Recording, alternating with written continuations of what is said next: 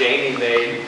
But you know, I think the other thing that I kind of worry about here in the county is that you know, scenic highway, everybody utilizes that road when it's open, right? Everybody in this room, when you all agree, everybody goes up there, drives, hunts up there, takes visiting family up there, points somebody on a motorcycle up there for the summertime, and I just, I fear that that highway will not be maintained if the Forest Service continues to cut from it. Because, you know, they don't allow any kind of commercial trucks on that road. So if you look closely at the surface on that road, it is pretty fantastic, with the exception of, you know, one hole there coming out of Williams River heading this direction. But, so this is sort of like a double-edged sword here. You know, nobody wants the area to change. You know, all of us would like to not see that happen. But unfortunately, or fortunately, however you want to look at it, you know, the population of this country continues to explode. Everything around West Virginia is growing at a much faster rate than it is here in West Virginia, and especially than it is in this county. All the growth, I mean, the growth comes, you know, it can be good and it can be bad.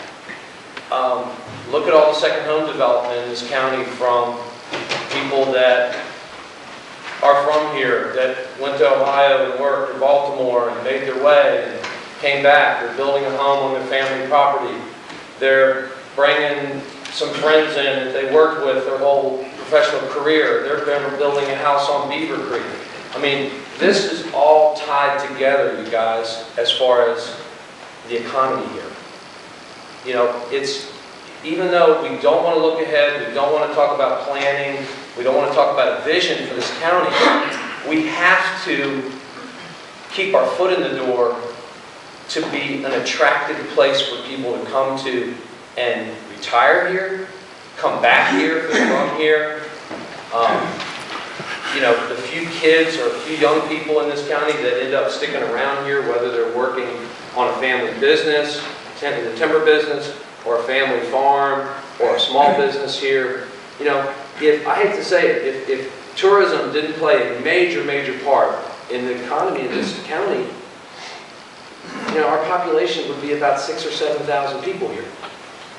And I hope everybody agrees with me, because if you look at the facts, tourism is really driving the economy here. You know, timber's kind of stable, but that's a world market. You know, it has nothing to do with what we do here in the county, except the fact that we have high quality timber, and we sell it, and it goes to China most of the time to come back to us. You know, the timbering on the national forest, you know, a dabble compared to what it was 30 years ago. So this economy here, even though we used to be kind of independent from a lot of things, we are now part of this world economy, whether you want it to realize it or not. So from a tourism standpoint, it's very important that we plan our tourism, okay? Because if we plan our tourism, everyone, the hunters, the fishermen, you know, skiers, of course that's pretty isolated, you know, at one end of the county, but this whole economy in this county will continue to be pretty decent. You know, it's probably never, you know, we're never going to get back to 11,000, 12,000 people here unless we have some huge turnaround. But we have struggles here because we're far away from interstate. Manufacturing is just probably never going to be a reality here. So let's kind of work together and build on our strengths here, which is family farms. We got a fairly good timber industry here. I don't know that much about it as far as its future, but tourism here has a big future. And the National Monument and this proposal is pretty exciting for this county for many reasons. One is the scenic highway is not going to stay a scenic highway forever.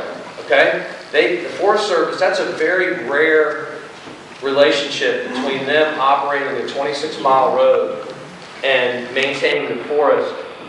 And, you know, also, they don't operate too many roads like that in this country. So that's a fluke. Okay? If this became a national monument, they would literally have to go up there and change some signage. That's it. You know?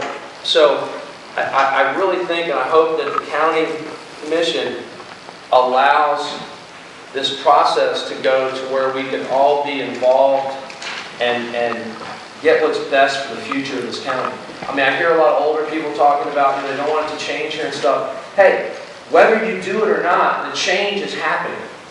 It's happening every day here. It's happening every day in this country, every day in the state. So it's, you know, it's time to kind of step up and look at what we have. Let's build on our strengths in this county rather than, you know, miss an opportunity. This is a great opportunity for this county and this state and the region, because people will continue to come here forever, long after I'm gone, long after my kids are gone or grandkids, if we take care of this place. The farmers in this county have taken care of this county incredibly up to this point.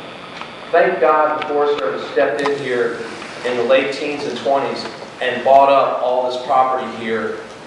It wasn't very popular at the time, but a lot of it was pretty much a wasteland because of bad industrial timbering 100 years ago.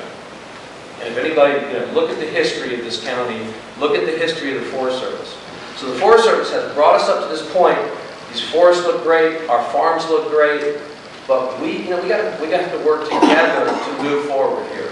So, a couple of facts about the tourism industry, and these are facts coming from the state and CVD. 1 out of 4 jobs in Pocahontas County is generated by travel and tourism. Total earnings and employment from the tourism industry in Pocahontas County is greater than any other county in West Virginia. So we are number uno when it comes to tourism jobs in the county, whether you like that number or not. The hotel motel tax collection, I'll answer your question in a minute. The hotel motel tax collection generated by tourists in the fiscal year 2011 equaled 1.16 million. It has been as high as 1.57 million. For you all that don't understand what that is, when you come and you visit this county as a visitor, you pay a 6% hotel motel tax. That's collected by the sheriff. It goes into a general fund. It's split between the CVD and the county. I'll tell you some more about that in a second. So what that did is that 1.16, that was as high as 1.57 million, equals to $22 million in annual lodging revenue last year in 2011.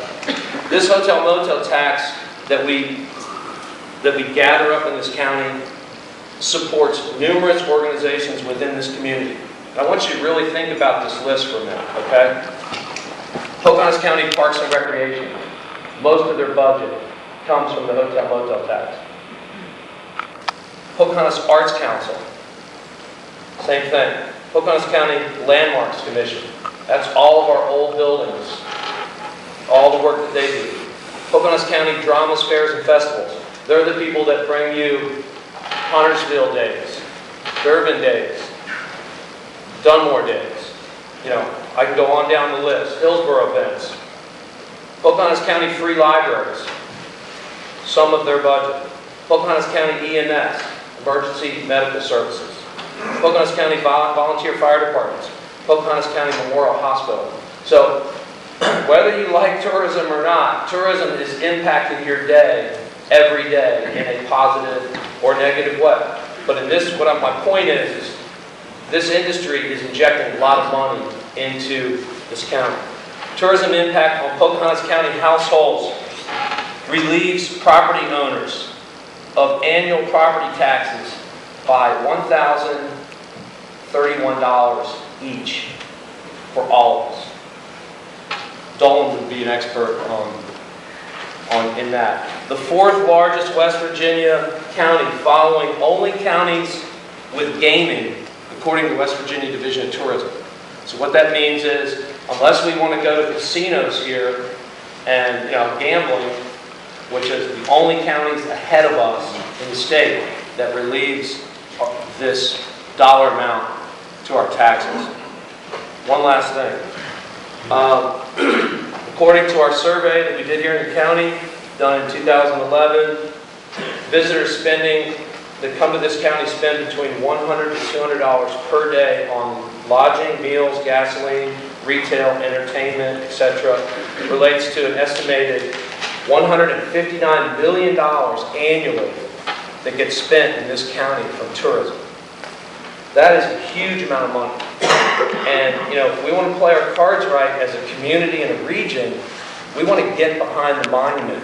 And we want to make sure that the monument, that we're at the table talking to the Forest Service, talking to the feds, and making sure that the values that we have here continue to be our values. Because when I hear both sides here talking about whether I'm for or against, we all want the same thing.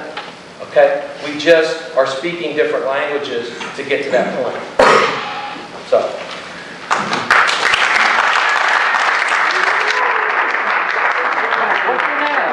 What's your name? What's your name? I'm Gil Wills. Yeah. No, everybody. If I can have to answer this for a minute, Christopher Purdy has done quite a bit of research. He's with the Wild Turkey Federation and maybe the DNR. I'm not real sure. I didn't get an opportunity to talk to